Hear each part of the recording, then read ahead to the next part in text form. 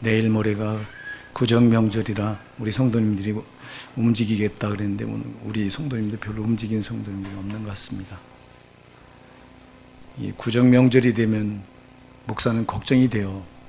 왜냐하니까 만에 하나라도 우리 성도님들이 우상숭배하는 죄에 빠질까봐. 우상숭배하는 죄를 짓고는 천국 갈 자가 없거든요. 고린도전서 10장 20절에서 말씀합니다. 대저 이방인이 제사하는 것은 귀신에게 하는 것이요 하나님께 하는 것이 아니니 나는 너희가 귀신과 교제하는 자 되기를 원치 아니하노라. 자, 여러분들 이제 이 오늘 주일 예배를 마치고 고향에 내려가신 분들도 계실 텐데 가시거든 이 절대 제사 드린 음식 먹지 마세요. 많은 교회에서 잘못 가르쳐요. 먹어도 괜찮다. 기도하고 먹으면 괜찮다고 그랬지 않냐 이래요. 근데 우상의 제물은 절대 먹으면 안 돼요. 사도행전 15장 29절에도 보면요, 그 우리가 구약의 레위기 가서 보면 레위기 13장 14장에 가서 보면은 먹어야 될 음식과 먹지 말아야 될 음식을 분명하게 이제 구별해 놓고 있는데요, 신약에 와서 이게 어디서 깨지냐면 사도행전 15장 29절에서 이게 무너져요.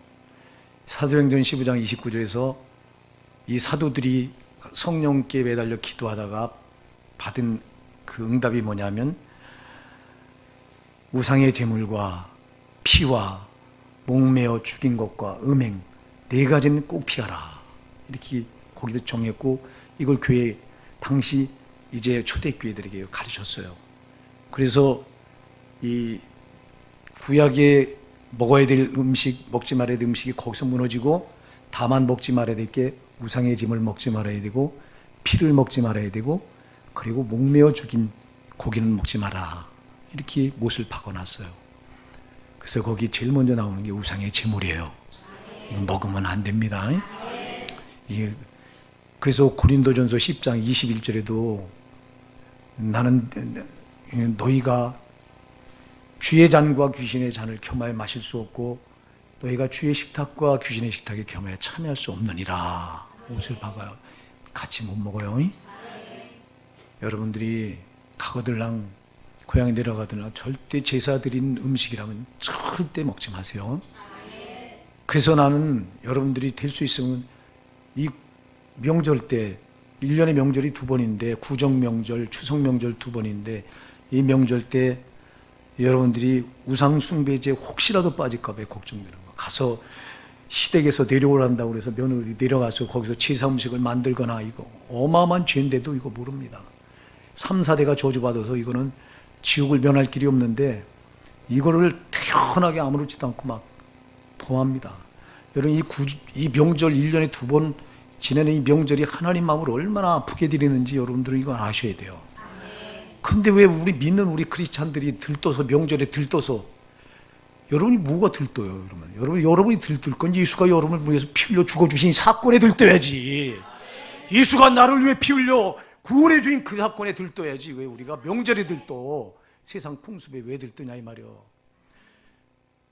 에베소서 2장 2절에 말하잖아요. 너희는 그 전에 너희는 그 가운데 행하여 이 세상 풍습을 따르고 공중 권세 잡은 자를 따랐으니 곧 지금 불순종의 아들들 가운데 역사하는 영이라. 마귀한테 잡혀서 우리가 옛날에 세상 풍습을 따라 살았어요. 세상 풍습은 마귀가 만들어 놓은 거예요. 그럼 이걸 우리는 벗어 던진 거예요. 이제는 예수 안에서. 근데 세상 풍습에 노련합니까 여러분들이? 여러분이 예수 피로 구원받았다면 절대 명절에 들뜨면 안 돼요. 우리는 진짜 예수가 나를 위해서 피 흘려 저 지옥에서 건져주신 사건 때문에 들떠서 그 예수 때문에 들떠야지. 같이 노련하고 있습니다. 믿는다고 말하는 신자들이. 영적인 세계를 알지 못하는 목사님 단에 써서 고향에 잘 갔다 오시라고. 뭔 고향에 잘 갔다 와. 어떤 교회에서는 그 성도들 우상숭배죄 안 찍게 하려고 명절이면 붙들어 놓고 고향 못 가게 하고 부흥회를 하는데, 우리 호산나 사랑하는 성도 여러분, 절대 이 명절에 들뜨지 마세요. 저 귀신이 만들어 놓은 풍수에 노란하지 말라 이 말입니다. 우리 세상 명절은 우리와 아무 상관이 없어. 우리의 명절은 오늘이요. 주일날 이렇게 하나님 앞에 모여서 하나님을 찬양하고 예배하는 이게 우리의 명절이에요, 이게요. 여러분, 이날 우리가 들뜨고 이날 기뻐해야지.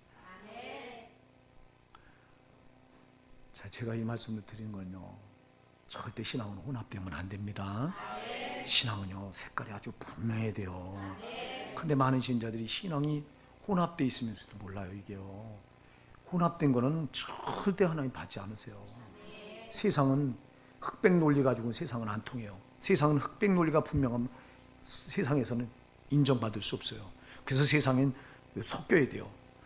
흑도 좋고 백도 좋고, 때에 따라서는 색깔을 백으로 했다가 때에 따라서는 흑으로 했다. 이렇게 세상은 그렇게 해야 적응하면서 살아간다고 그렇게 말해요. 그래서 세상은 흑백 논리가 통하지 않아요. 근데 신앙은 흑백 논리가 정확해야 돼요. 신앙은 흑이나 백이나가 분명해야 됩니다. 계시록 3장 15절 16절 주님 말씀합니다. 내가 네 행위를 아노니 내가 차지도 않고 뜨겁지도 아니하도다. 내가 차든지 뜨겁든지 하길 원하노라. 내가 이같이 미지근하여 덥지도 않고 뜨겁지도 않고 차지도 아닌 내 입에서 너를 토해내버리라 그랬어요. 여러분, 중간은 없어. 신앙은 중간이 없고 섞이는 게 없어. 아주 확실해야 돼요, 색깔이. 그난 여러분의 신앙이 아주 확실하길 바랍니다. 제가 신학을 할 때 전도사 때 그래요. 저보고 그래요. 나를 아끼는 전도사가 하나 오더니, 전도사님, 깨끗한 물에는 물고기가 살지 않는 법이에요. 그 무슨 말이냐면, 당신 나가서 목회할 때 그렇게 올곧게 목회하면 성도들이 안 모인다는 거죠. 깨끗한 물에는 물고기가 살지 않는 법이에요. 그럼 적당히 물이 흐려야 된다는 거죠. 내가 지금도 그 말이 생각이 나요. 교리 가지고 내가 얼마나 적당히 했어요. 절대 속으면 안 됩니다. 신앙은 아주 이 땅에서는 괜찮아요. 이 땅에서 혼합돼서 살 때는 아무 문제가 없어. 근데 심판대 앞에서 죽어. 심판대 앞에서 망하는 신앙은 붙들면 안 돼요. 우리가 신앙생활하는 건 거기 딱 그날 하루요. 그날 하루를 위해서 신앙생활하는 거예요. 그래서 여러분, 누가복음 17장 22절 말하잖아요. 너희가 그 인자 앞에, 그 인자의 날 하루를 보기 위해 너희가 이날 하루를 보려고 하지만 보지 못한 자가 많으리라 그랬어요. 여러분, 인자의 날 하루를 너희가 보기 원하지만 못 본다 그래요. 인자의 날 하루가 심판날입니다. 이날 하루 거기서 인정받아서 영원한 천국에 들어가야 되잖아. 여러분, 그래서 신앙은 혼합되면 안 돼요. 절대 안 돼요. 적당한 신앙 안 된다 이 말입니다. 오늘 본문에도 이걸 아주 분명히 말씀하죠. 여러분, 오늘 예수님은 천국을 비유로 말씀하시는데 13장은 예수님께서 천국을 비유로 쭉 말씀하시는데 오늘 본문에서는 천국을 이렇게 비유하세요. 천국은 마치 밭에 감추인 보화와 같으니 사람이 이를 발견한 후 숨겨두고 깃바에 돌아가서 자기의 소유를 다 팔아 그 밭을 샀느니라. 마치 밭에 감추인 보화 같다. 이게 보물이에요, 보물. 근데 이 보물을 발견했어. 발견하고는 이걸 감춰두고 가서 뭐 했다고요? 자기 소유를 다 팔아서 그걸 샀다. 오늘 또 여기 45절에 보니까 45절 46절에 보니까 또 천국은 마치 좋은 진주를 구하는 장사와 같으니 극히 값진 진주 하나를 만남에 가서 자기의 소유를 다 팔아 그 진주를 샀느니라. 할렐루야. 자, 보세요. 어떤 사람이 보화를 발견했어요. 밭을 갈다가 보화를 발견했는데 이거 자기 밭이 아니야. 나이마트에서 밭을 갈다가 보화를 발견했으니까 이걸 그냥 놔두고 몰래 숨겨놓고 가서 자기 전부를 팔아가지고 이 밭을 샀어. 자기 이 보화를 샀습니다. 진주 장사가 진주를 구하러 다니다 보니까 극히 값진 진주, 아주 극히 값진 진주, 최상의 진주, 이거보다 더 좋은 진주가 없다는 거예요. 최상의 진주를 만난 거예요. 그러니까 어떻게 했다고 그랬어요? 자기 소유를 다 팔아 샀다고 그랬어요. 신앙은 여러분, 나를 다 파는 거예요. 근데 누가 얘 다 팔아요? 얼마나 여러분 되는 대로 신앙을 붙들고 있고 적당한 신앙을 붙들고 있고 내 좋을 대로 신앙을 붙들고 있습니까, 여러분? 정말 여러분 신앙에 누가 이렇게 올인한다고 생각해요? 어떻게 그런 신앙을 붙드냐고 이러지, 여러분은. 어떻게가 아니라 반드시 붙들어야 돼요. 왜? 천국보다 더 고귀한 것은 없어. 무엇으로 이걸 여러분 뭐하고 바꾸겠어요? 천국을. 응? 영원한 곳이잖아. 영생 복락이 있는 곳이잖아요. 거기 여러분 눈물이 있어요. 아픔이 있어요. 고통이 있어요. 슬픔이 있어요. 실패가 있어요. 좌절이 있어요. 근심이 있어요. 염려가 있어요. 걱정이 있어요. 오직 평안함, 즐거움, 기쁨, 죽음이 있어요. 고통이 있어요. 영생 복락이 있잖아요. 여긴 반드시 들어가야 되잖아요. 반드시 들어가야 되는데, 근데 많은 신자들이 적당히 하고도 들어갈 줄 알고 적당한 신앙을 붙들고 있어요. 여기에 여러분이 해당되면 안 된다 이 말이에요. 응? 적당한 신앙 붙들고도 아무런지도 몰라요. 그냥 다 들어간 줄 알아요. 내가 요즘 와서 깨달은 게 뭐냐니까, 정말 천국을 사모하고 천국을 반드시 들어가야 되겠다고 하는 사람들은요, 정말 거기에 전심전력을 다해요. 거기 마음을 다 쏟고 거기에 정말 거기를 위해서 살려고 해요. 근데 천국에 별로 관심이 없고 그냥 그런 사람은 되는 대로 신앙생활 하더라고. 보니까 야, 이게 다르구나. 천국에 들어가려고 하는 사람은 천국에 못 들어가면 어떡할까 벌벌 떠는데, 천국에 못 들어간 사람들은 천국에 못 들어갈까 벌벌 떨잖아. 아주 당연히 들어간 걸로 착각을 하고 앉아 있어. 이거 어쩌면 좋냐 이 말이야. 그래서 여러분 보니까 천국에 못 들어갈까 벌벌 떠는 사람, 이 사람들이 천국에 들어간 사람들이요. 이 사람들이. 근데 천국에 그냥 따놓은 당상 마냥 그냥 교회 예배당문을 열고 왔다 갔다 하면 예배 드리고, 그리고도 천국은 따놓은 당상 마냥 생각한 사람들은 어떻게 하면 천국에 못 들어가면 어떡하지? 이런 근심, 염려, 걱정 안 하고 그냥 되는 대로 신앙 붙들고 있더라 이 말이야. 오늘 여러분은 어떤가 한번 점검해 보세요. 정말 나는 천국 못 들어가면 안 된다. 나 천국 못 들어가면 어떡하지? 여러분, 이 두려움이 여러분에게 있으십니까? 이게 있어야 돼요. 이게 있어야 돼. 이게 있는 사람들이 들어가는 거예요. 근데 이게 없어. 아주 마치 그냥 다 예수 믿었으니까 천국 어떻게 믿냐가 중요하다니까. 믿었으니까 다 천국 들어갈 줄 알고 따놓은 당상 마냥 생각하고 그냥 천국 염려 걱정까지 전혀 안 합니다. 이런 사람들은 심파탑에서 그냥 다 지옥으로 우르르 떨어져 나가는 거예요. 제발 근심하며 사십시다. 여기 오늘 본문에 보세요. 여기 집을 올인했다는 거잖아. 자기 소유를 다 팔았다는 거잖아. 과연 여러분, 우리가 신앙생활 그렇게 하고 있습니까? 여러분의 천부를 지금 팔고 있습니까? 여러분의 몸을 주님께 다 드리고 있습니까? 아멘이 안 나오잖아. 여러분의 온 마음을 정말 다 쏟고 있습니까? 여기 신앙생활에? 여러분 시간을 여기다 정말 쏟고 있습니까? 여러분 신앙보다 더 소중한 게 없는 줄 알고 여기에 여러분을 다 집중하고 있습니까? 못하잖아.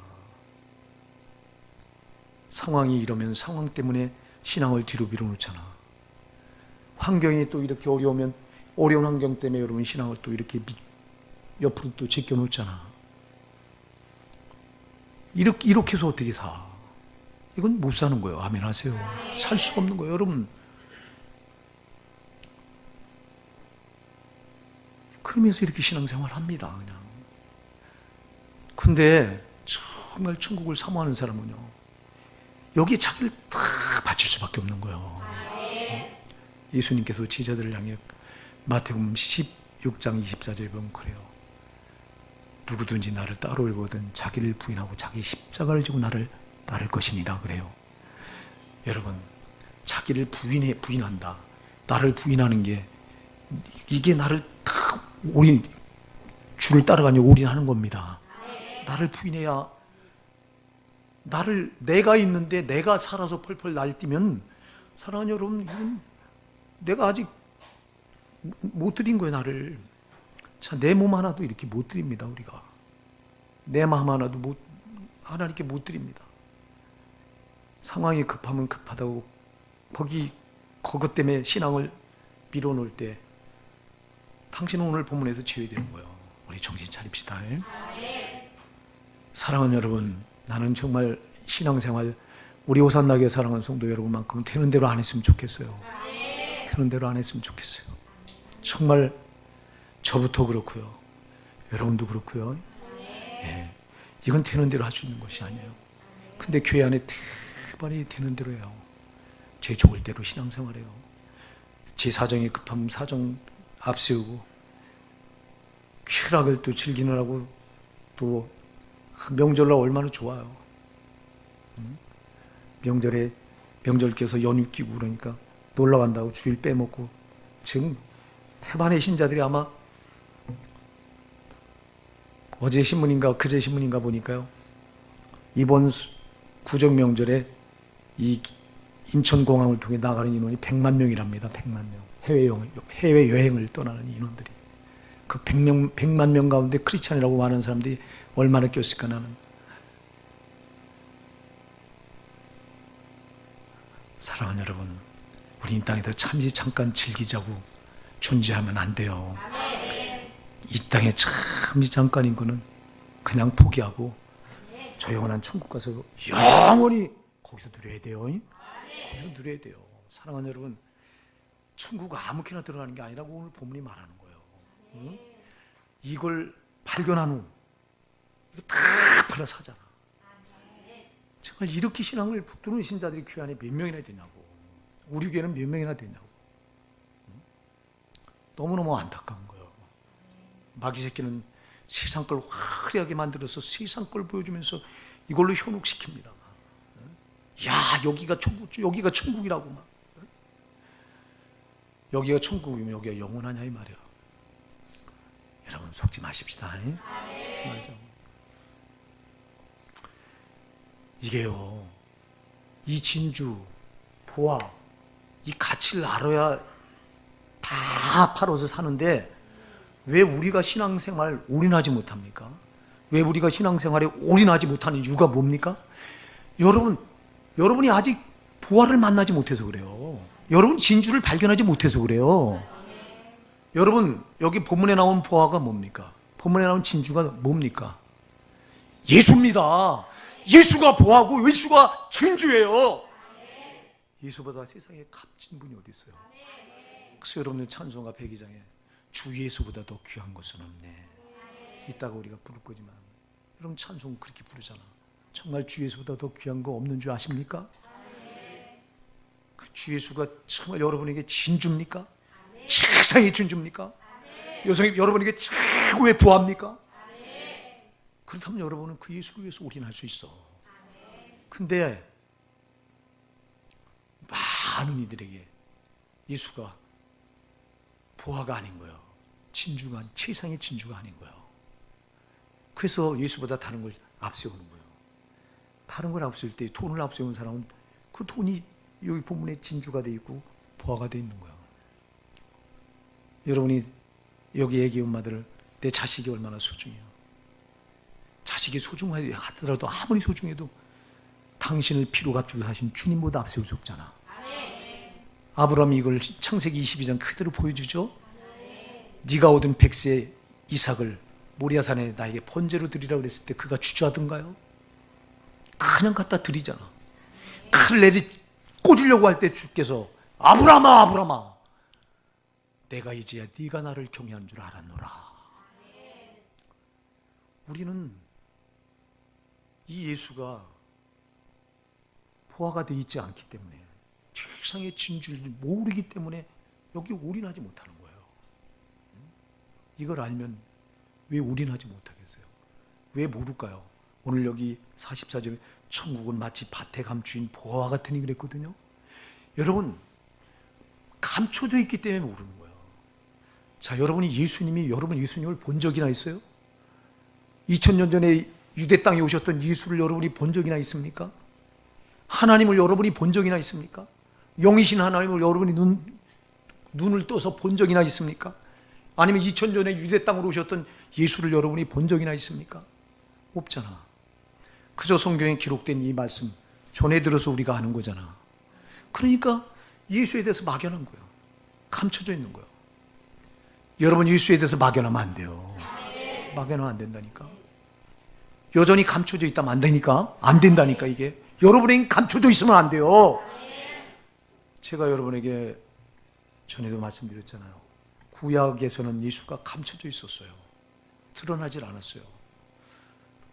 그래서 구약은 그야말로 밭에 감추인 보화였어요. 예수가. 근데 신약에서 예수가 인간의 몸을 입고 이 땅에 오시면서부터는 감춰진 보화가 아니요, 드러난 보화요. 자기를 드러내셨어. 응?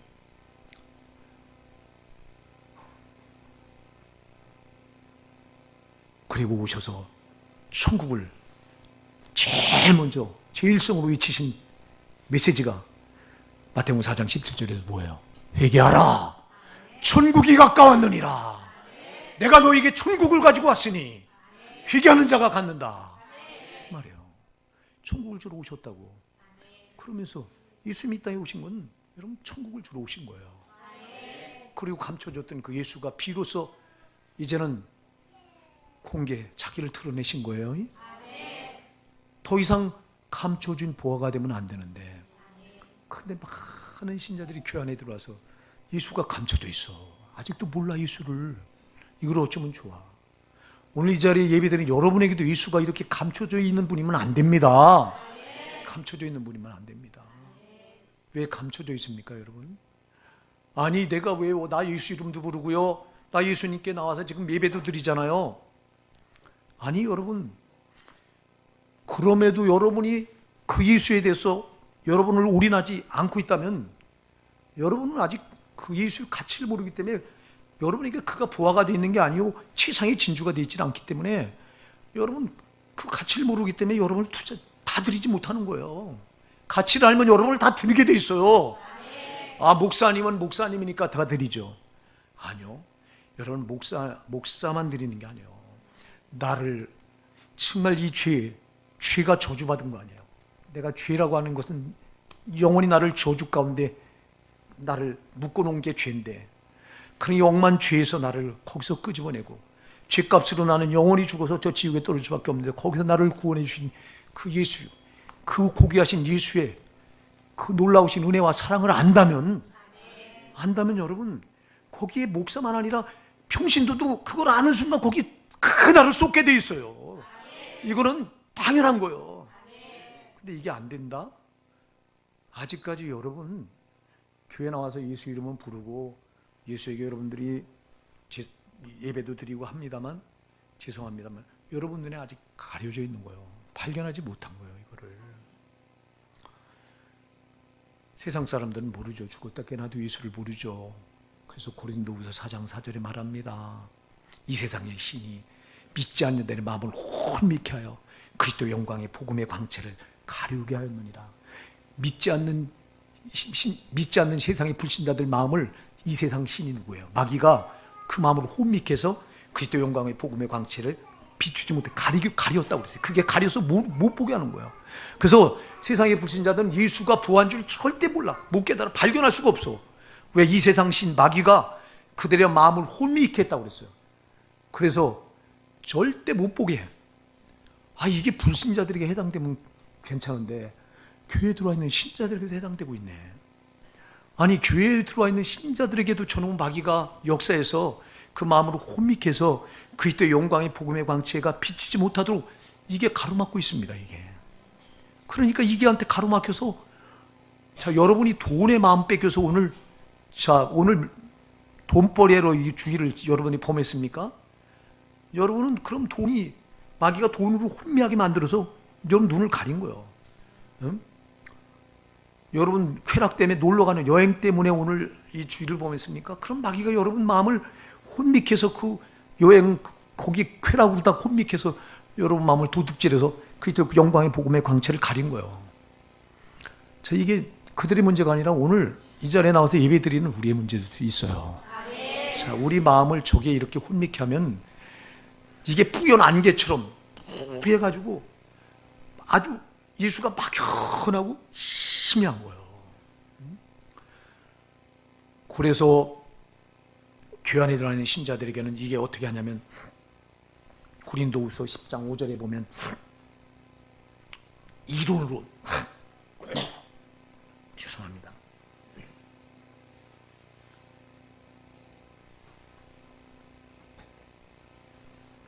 예수를 믿어도 이론으로 믿게 하고요. 그래서 이론으로 믿게 하고 생각으로 믿게 한다고 그랬어요. 이성으로 믿게 한다고 그랬어요.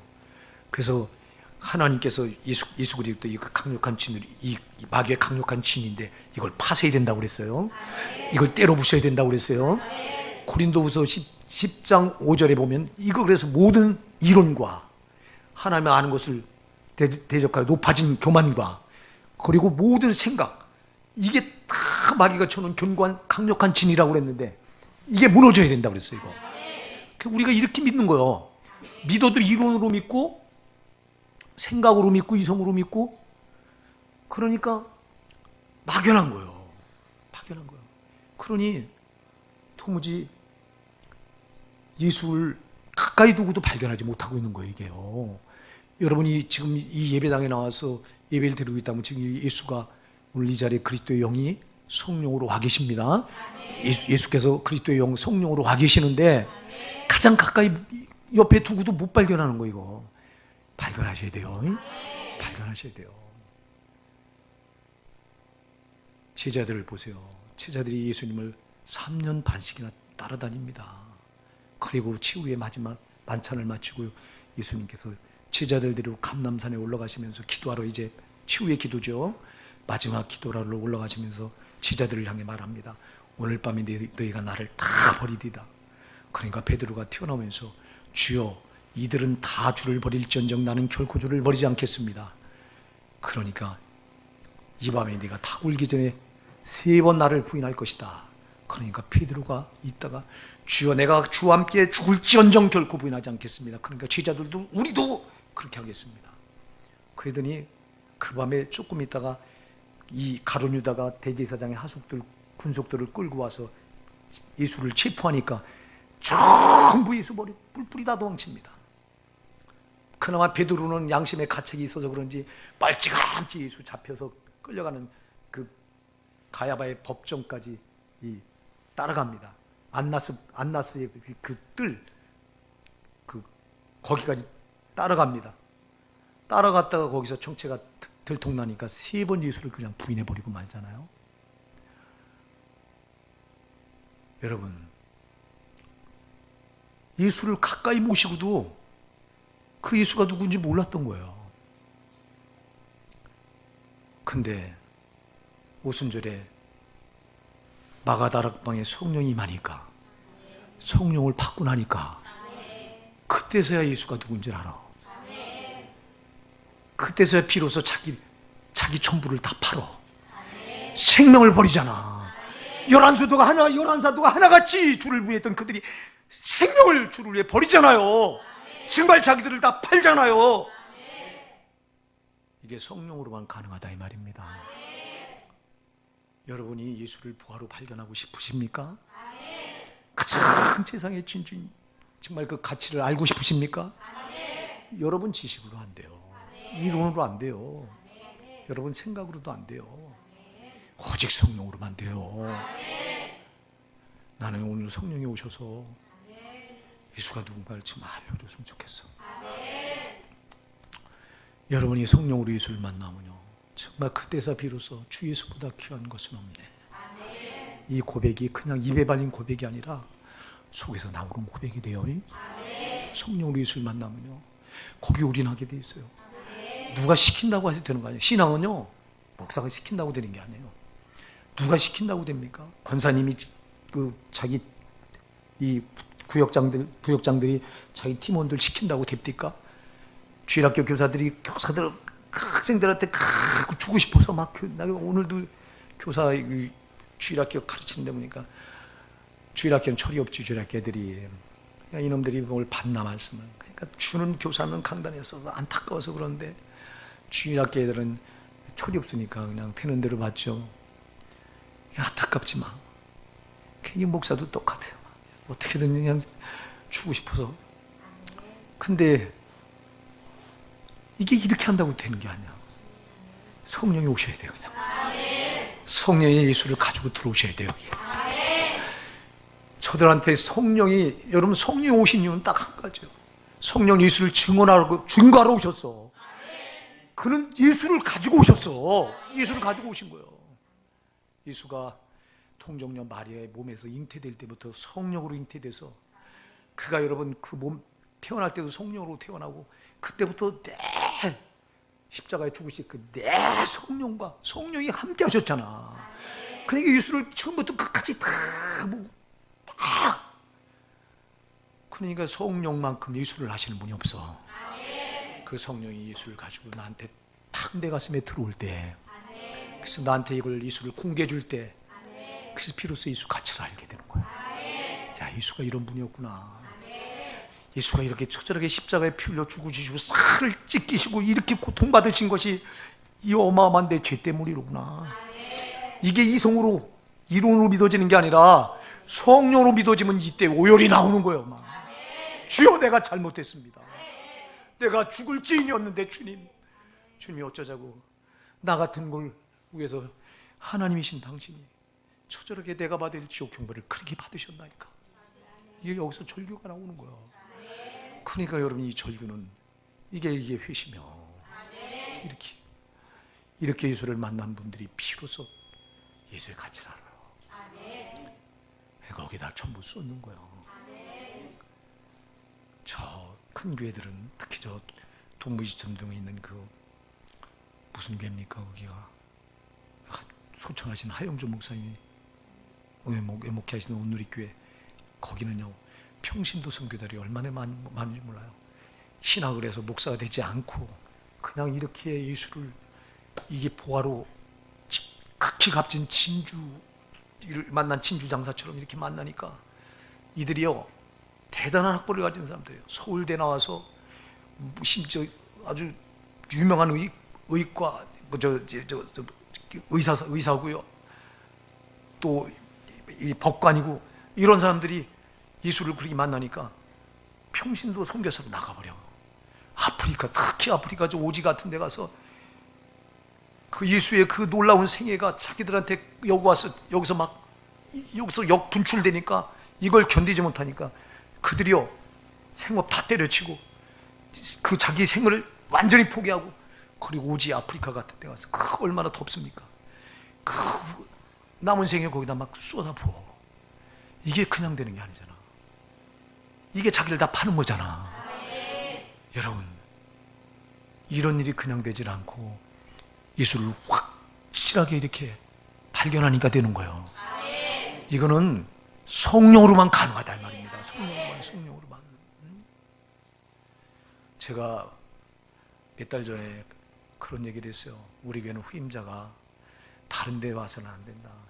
교리 가지고 하던 목사들이 와서는 우리 교회는 후임자가 여러분이 못 산다. 여러분, 유괴소리가 하고 하던 사람들이 와서 강단에서 여러분 메시지 내뱉으면 우리 성도들은 한 두 달도 못 견디고 다 갈급증 나서 여러분들은 못 견딜 거예요. 난 그걸 이미 경험을 했기 때문에 너무 잘 알아요.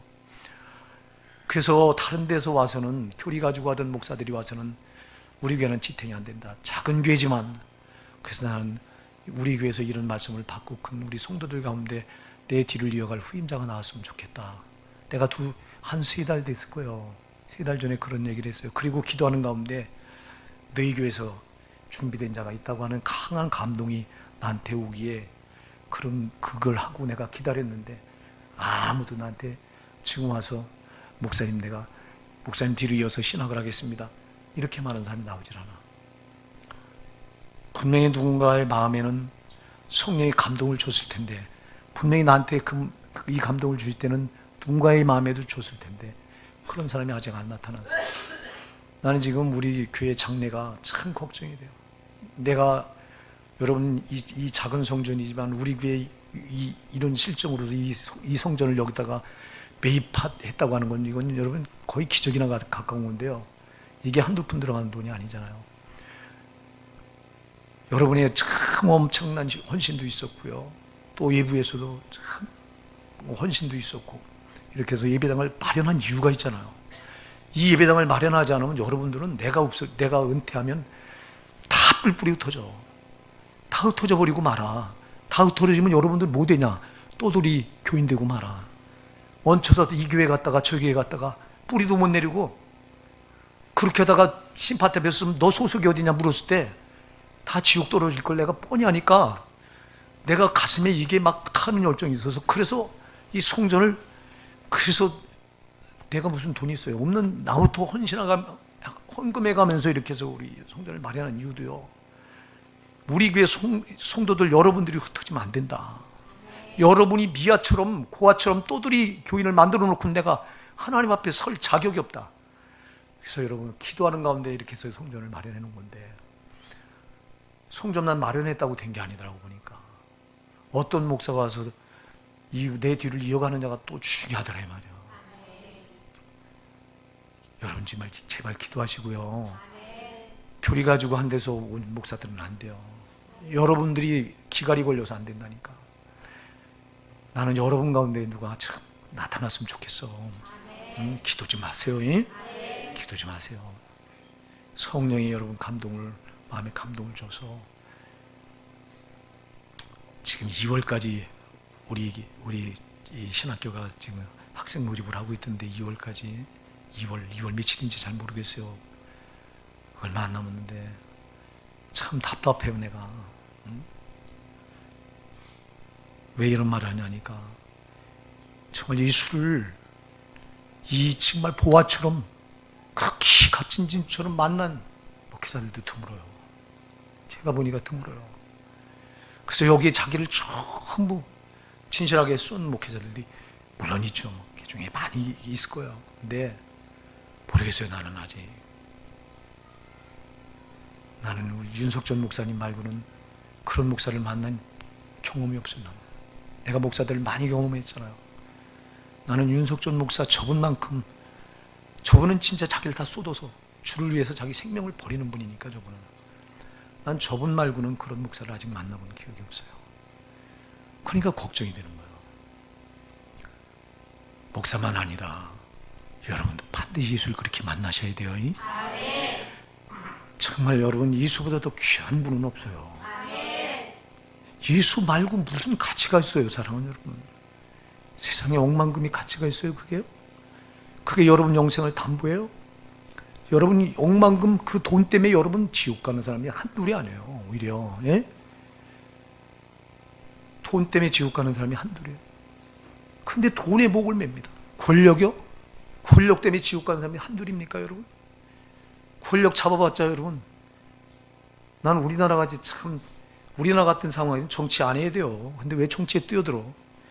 황교안 씨가 왜 정치에 뛰어드는지 몰라. 나 저 사람 신실한 크리스찬인데 난 저분은 아까운 분이라고 생각해요. 나는 안 뛰어들었으면 좋겠어. 왜 이 더러운 진흙탕에 뛰어들어서 권모술수가 날뛰고 거짓말이 판을 치고 상대방을 죽여야 되는 정치판에 왜 껴들어서 스스로 그 영혼을 망가뜨린 길에 껴들면서도 모르는지 모르겠어. 나는 저 사람이 영적인 사람이라고 봤거든요. 보니까 저 사람 그 국무총리 청문회 할 때 보니까 주식 한 주 사본 경험이 없고, 다른 오직 통장 예금, 자기 월급 받은 거 예금 해놓은 거 말고는 다른 게 없더라고. 그렇게 깨끗했더라고 사람이. 그래서 난 이 사람 참 대단한 사람이로구나. 그렇다면 뭐 하려고 이 더러운 판에 왜 껴드나. 권력이 여러분 권력 잡았던 전직 대통령이 다 불행했어요. 안 불행했던 대통령이 누가 있어요? 우리나라 같은 데서는 정치하면 안 돼요. 전직 대통령이 둘이나 감옥에 가 있어요. 이런 나라가 세상에 없어요. 잘못해서도 저렇게 하면 안 돼요.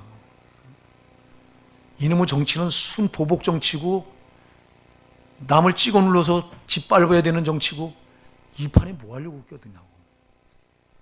권력이 최고인 줄 알지만 쓸데없는 거예요 다. 돈이 최고인 줄 알고 날뜁니다. 가졌다고 자랑하고.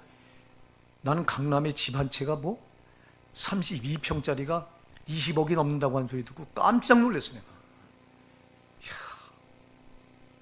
우리 아들 찬순이는 저 인천 쪽에다 34평짜리 사는데 2억 6천 줬대는데, 34평짜리 2억 6천인데 거기는 32평짜리가 20억이 넘어요. 세상에.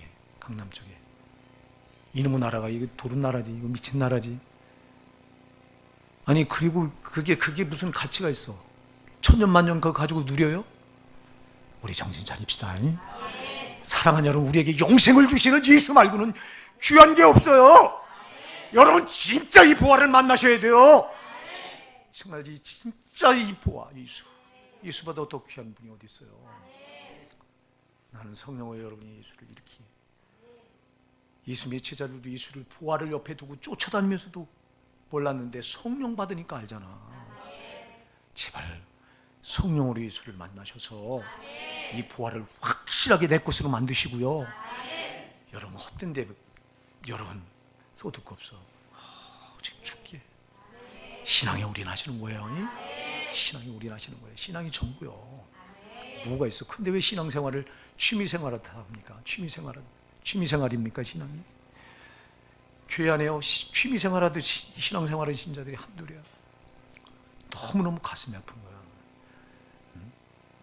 여러분 이제 내일 모레가 구정인데 절대 들뜨지 마세요. 세상 풍습, 마귀가 만드는 풍습에 휘둘리지 말라 이 말입니다. 나를 구원하신 예수 말고 들뜰 데가 없어요. 예수, 나 같은 죄인을 구원하시고 지옥에서 날 건져내신 예수 말고 우리가 들뜰 데가 어디 있어? 그게 전부지. 나는 여러분이 신앙이 정말 희미해서 그림자 같아도 제발 되는 대로 안 붙들었으면 좋겠어요. 아까도 소두에서 말씀드린 신앙은 흙이나 백이나가 아주 분명해야 돼요. 비칙지근한 신앙은 안 돼요. 이건 아주 주님이 내 입에서 너를 토해내 쳐버리라고 그랬어요. 내 쳐버리라고. 그건 여러분 심판대 그건 망하는 거잖아. 안 되잖아. 우리 오사나 사랑하는 성도 여러분, 이 한 주간이 정말 아주 중요한데 너무 중요해요. 이 구정이 명절이 낄 때마다 나는 긴장한다니까. 여러분들이 정말 난 그래서 연세중앙교회처럼 그냥 아주 주일 저녁부터 그냥 한 3일, 4일 이렇게 집회를 했으면 좋겠어. 막 그냥 우리 성도들 고향에 못 가도록 붙들어 매놓고 그냥. 그래서 연세중앙교회처럼 한 주 미리 갔다 오잖아. 저기는 미리 갔다 옵니다. 미리. 부모들 갔다 미리 용돈 주고. 여러분 부모들은 가서 용돈 두둑히 주면요 욕 안 해요. 그러면 돼요. 그게 지혜요. 응? 너 왜 이 명절에 안 내려오냐? 미리 가서 용돈 두둑히 드리면 그런 소리 안 한다니까. 그리고 와서 여러분 무상숭배에 빠지고 들떠서 세상 풍습에 휩쓸리지 않으려면 그게 지혜잖아요. 여러분 제발 이번 명절에 여러분 마음 다른 거에 뺏기지 마시고요. 오직 나를 구원하신 그 주님께만 올인하시기 바랍니다.